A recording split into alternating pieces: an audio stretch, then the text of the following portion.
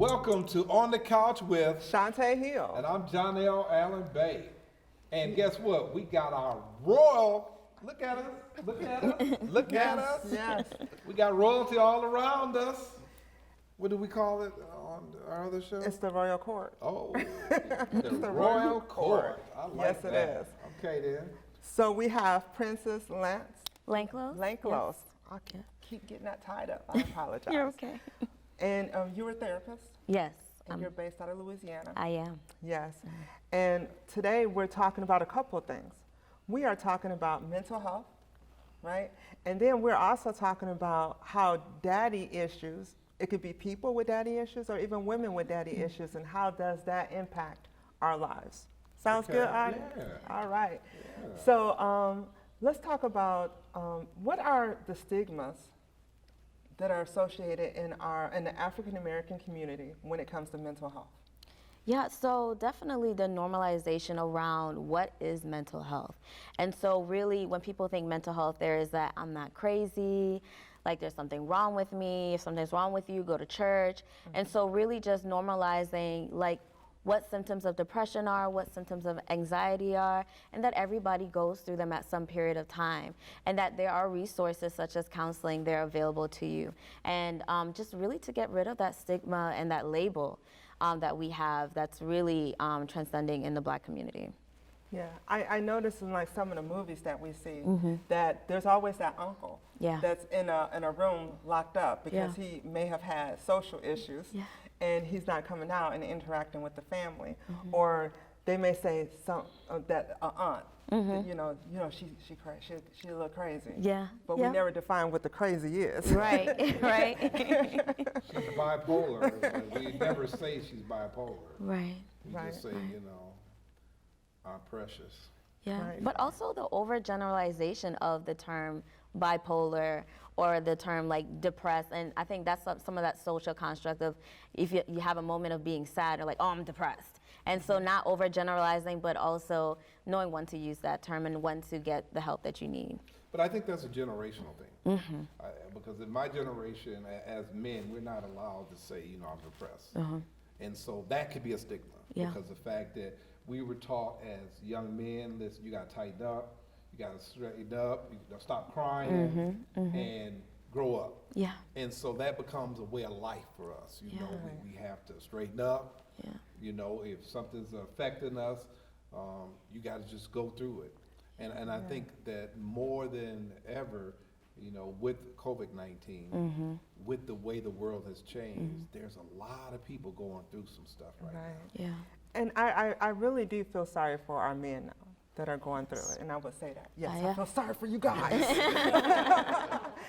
And it's because growing up, you're taught to be tough and not to express the emotion. People don't want to know how you feel. But then when you grow up and get into a relationship, that's the biggest complaint. You're not expressing your emotions. I don't know how you feel. Right.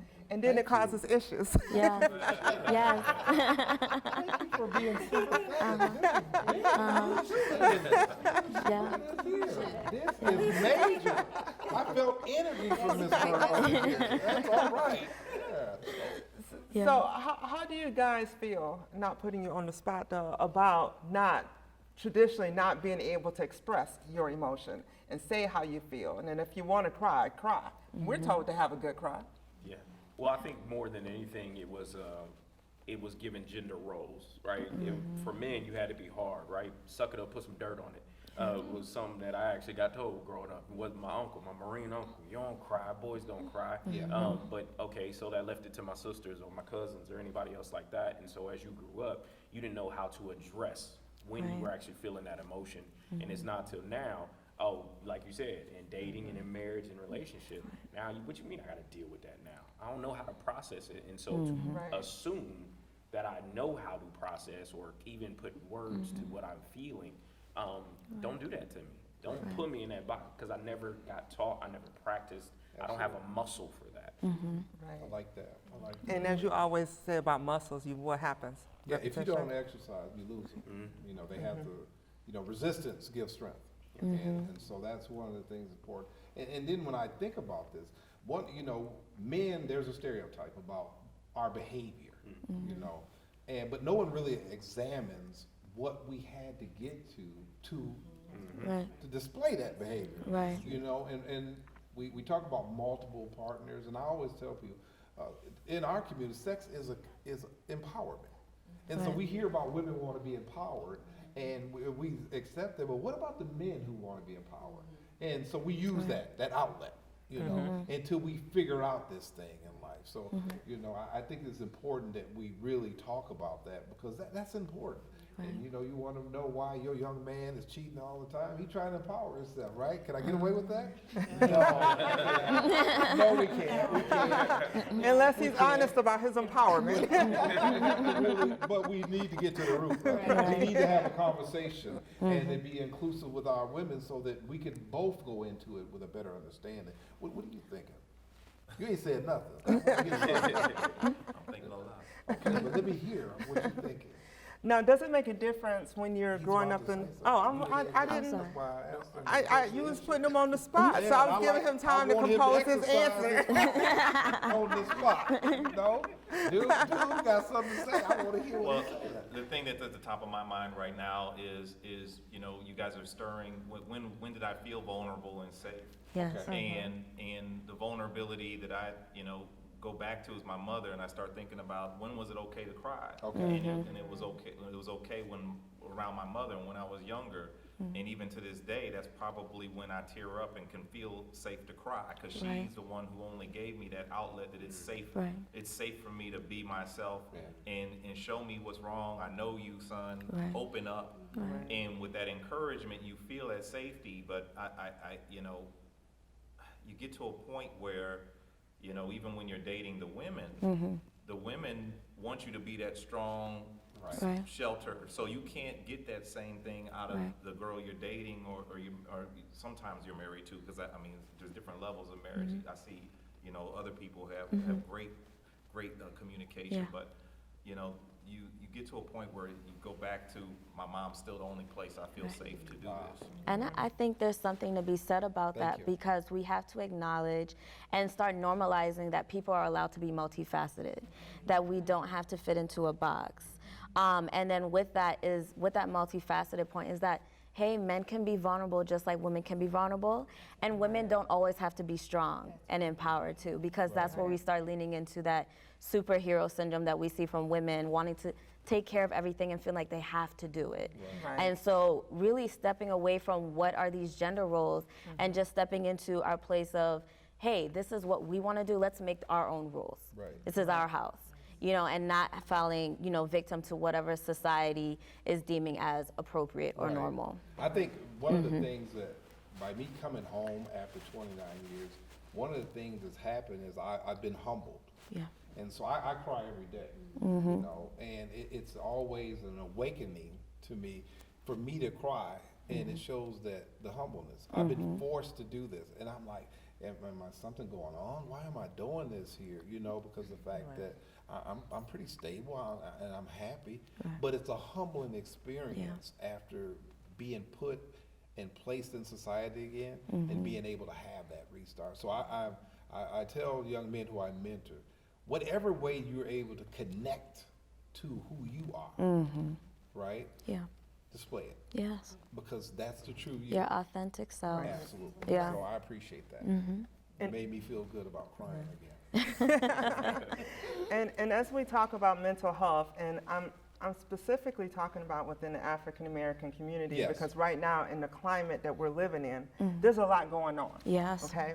So there is the stereotype of the angry black woman, Yes. Yeah. right? Yes. So what do you have to say about that? Anybody have any thoughts on that? Because people I see in counseling, some of the women who are in corporate roles, it's hard for them to express themselves in the workplace, because especially when it comes to conflict, dealing with conflict, because they come across as the angry black woman, Right. and then they're looked upon or ostracized by their coworkers because of it.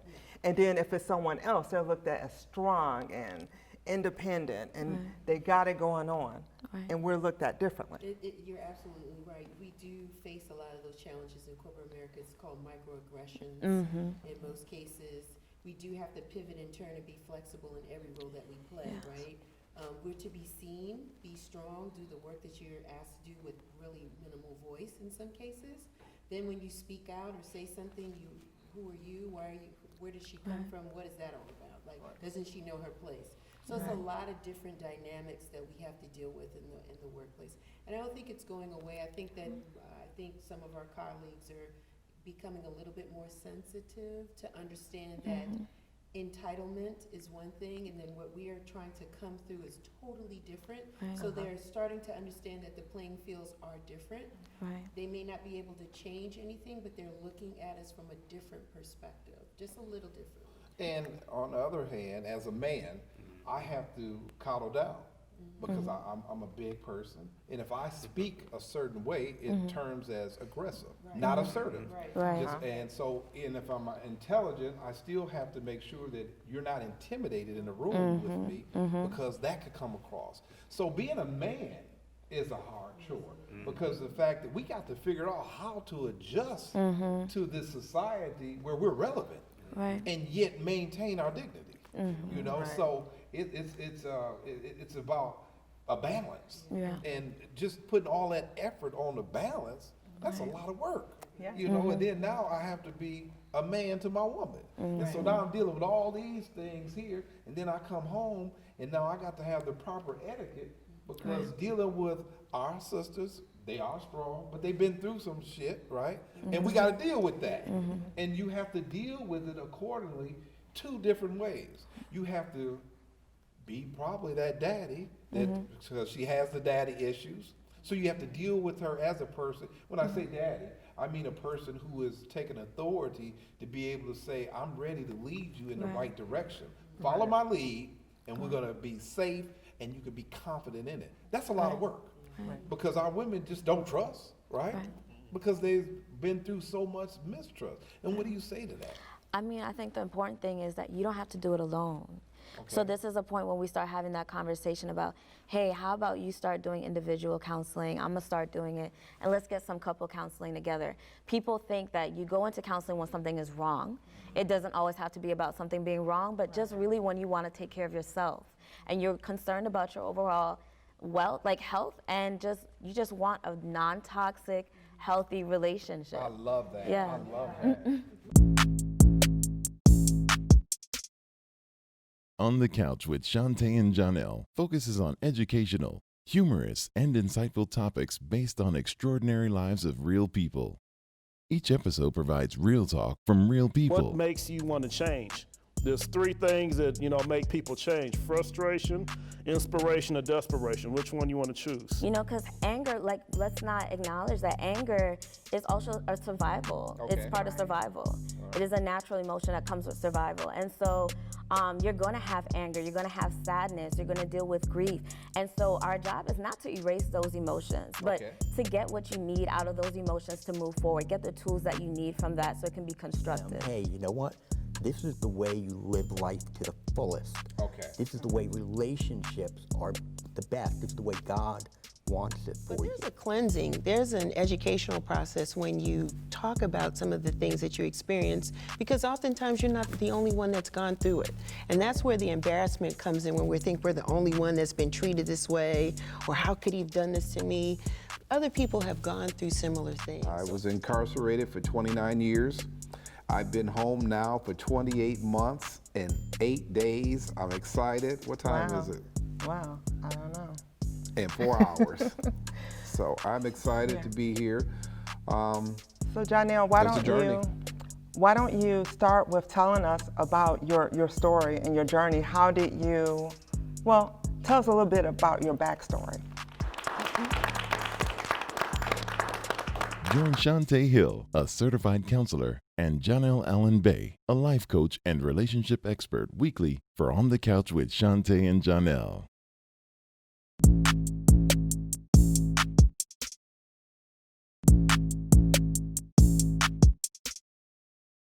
And see how inclusive we become.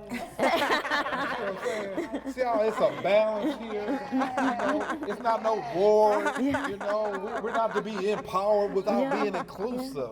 That's what we have to define. We have to stop allowing others to define how we should look at things. We have a culture, right, that has a life.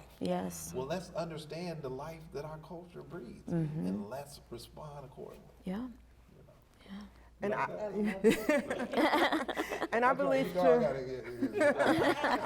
I get invited to this next seminar.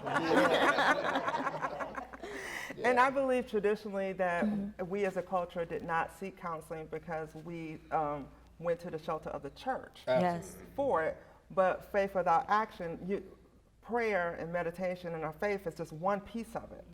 And it's important, just like you would go to the doctor to get your checkups because there's only so much you can do at home. You have to come in to see a therapist, but you have to be able to see someone that represents you. And it's good to talk to somebody that look a little like you. You know, that can remind you of a mother or a father or a brother or a sister. You know, I think that's important too, that we have a cohesiveness in our community. So when you find that people are seeking therapy, are they calling up because you look like them? Yes, I get that a lot. Like, especially just starting, there's a lot of apprehension around it. And that acknowledgement, like, I feel comfortable because you look like me. And I think it's also important when people are seeking therapy, don't be afraid to interview your therapist that you're seeking out because you want a good fit. It is possible for you to start therapy and you just are not a good fit together. And that's okay. Try someone else. Ask for another referral until you find that person, that energy, and it feels good to you because you're not going to be able to get the work done that needs to get done if you guys don't have that good relationship. And please don't mess with therapists who practice quackery. I think that's important. No, seriously, because the fact that everything ain't for everybody, you know, and so you got to go and deal with people who you believe that can benefit you, you know, and just like we talked about earlier about relationships, you know, you talked about surrounding yourself with the right people. You have to surround yourself with the right therapist. You know? Just because they ain't doctor don't mean they're my doctor. So I need someone that I can feel comfortable with. You know what, I believe, I believe it's like that regardless of what specialty. Even when you're primary care physicians, I've seen so many of even our elderly who would go into the doctor's office and just have a conversation about different things with their doctor and not really get their checkup that they're supposed to. And it's important to be able to look out for our elderly and even look out for ourselves and be our best advocate when it comes to that. So from a therapist perspective, you know, here's a client. He comes and he sits down before you. Is there a preconceived notion? As far as like what he's coming for? Just when the person is in front of you, how do you feel? Is there some type of energy that you get? Because I get an energy, right? And if when they sit down and there's a bad energy, I'm gonna check out because I know that I can't do nothing. I'm just being real. I can't help you. You know, I can't help you. That negative stuff that you got, I can't do nothing with that. So I'm gonna check out. And so I got to be real. Do you be real with it? I mean, my thing is, I'm excited to hear your story. I'm excited to provide a safe space for you to explore who you are, who you want to be. And so that allows me to remove myself from being this biased person. I think, and that was part of like my strength in doing some work in the jails as well, because you're gonna know about what they did or didn't do, and people are like, how can you just sit in a room with people who've done this or who've done that? I'm not thinking about that. I'm seeing them as a person. I'm seeing as a person who is ready to make some changes, who wants to have a better quality of life. And that's what the focus is about. But like it's been mentioned before, you have to be ready to commit to do the work outside of counseling. And that is when we start having those conversations about whether you're ready to do therapy or not. Are you ready to do the work?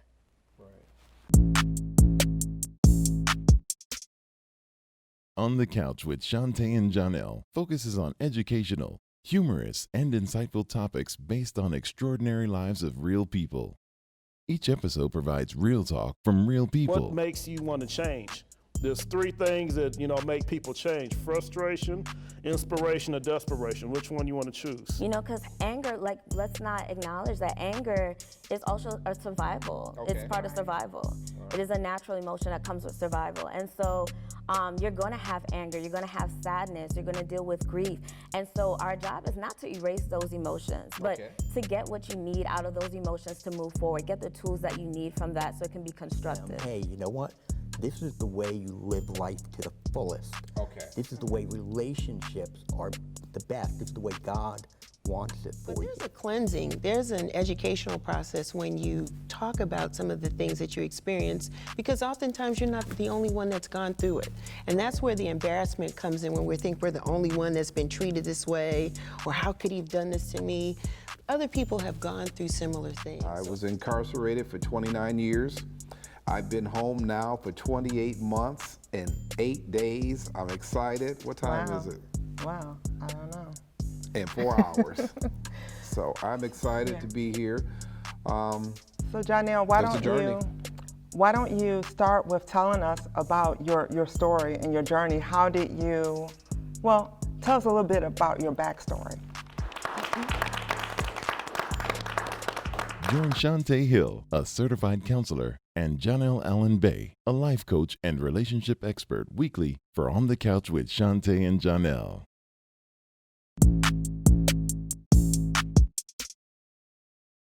And we specialize in relationships. We deal with a lot of couples. And the first thing I know when they're there, I know it's hope. Yeah. Because you wouldn't be here Exactly. if you didn't believe that this could work. It takes a lot for someone to come into the office and say that they need help. Yeah. And to be able to give us everything, themselves, be transparent. But there's certain cases that you see that you have to be real with. You can tell if there's no love, we can help you find mechanisms to fall in love, right? We can do some practices and things like that. But once two people decide that it's not worth the energy, there's nothing we can do. Yeah. Because you have to, energy and putting forth the work is the most important thing to any help that you're going to get. Yeah. Do you agree? I agree. Do you agree? Absolutely. Okay. Yeah. That's right. Yes. And when we talk about mental health, back to the conversation with the Black Lives Matter movement, with in front of us, we're all professional people in our perspective fields. Yeah. Even though you dress up, when you get into that car or when you're stopped, they don't see that.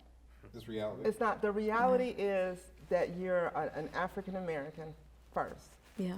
And they don't know who you are, where your stance is in the community. Has anyone ever encountered some injustices? And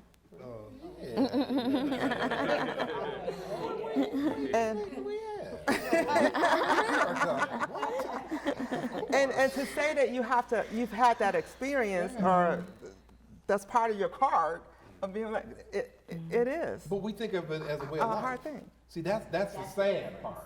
The sad thing is we accepted that this is the way of life in America. For us, I don't care if you're 6 or if you're 96. That's a way of life.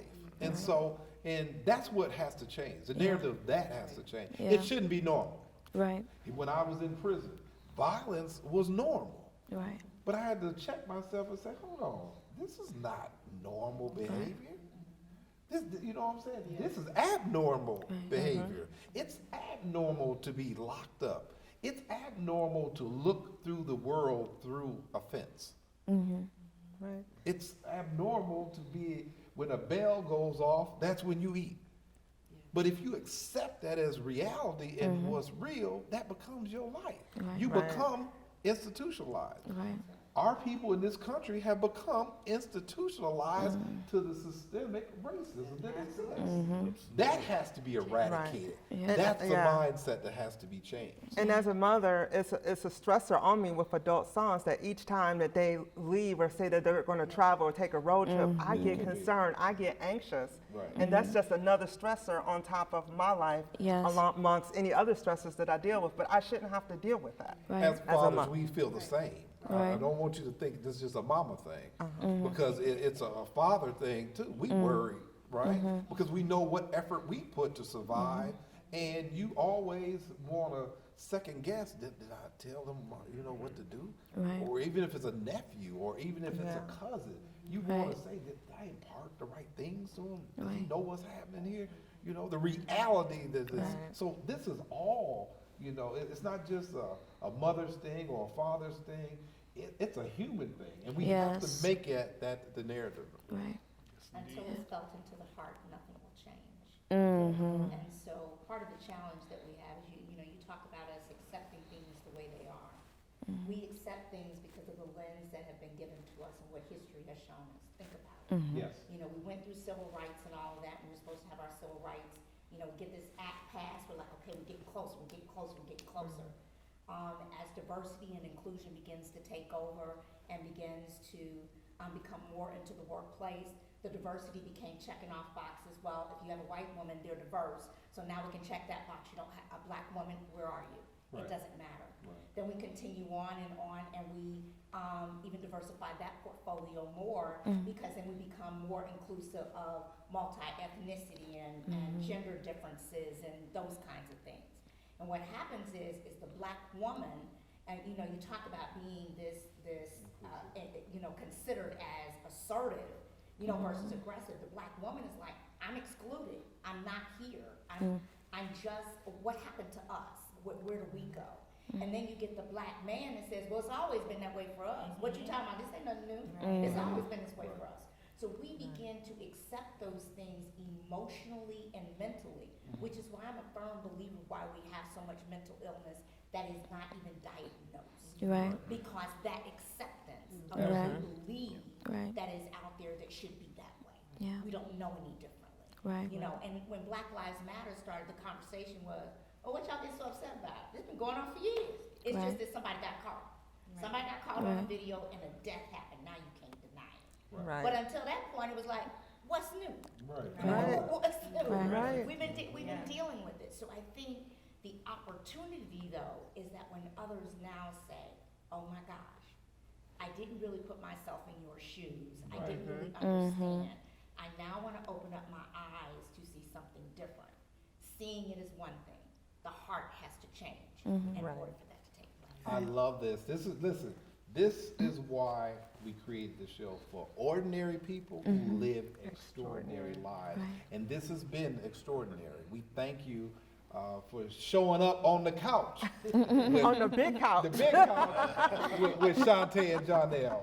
And what do you want to close? You got 30 seconds. I want to hear something. Well, if I can lend anything, is that it is important for us to be proactive in our health. If we're feeling a certain type of way, don't just think that it's part of your personality to always be anxious or stressed. There's something wrong. If you're always dealing with headaches, muscle tension, there's something deeper. Ask questions, seek the advice of a mental health professional. And just to know that there's many of us, there's many out there. It's just being able to find the help that you need. Thank you for tuning in. Thank you for supporting us.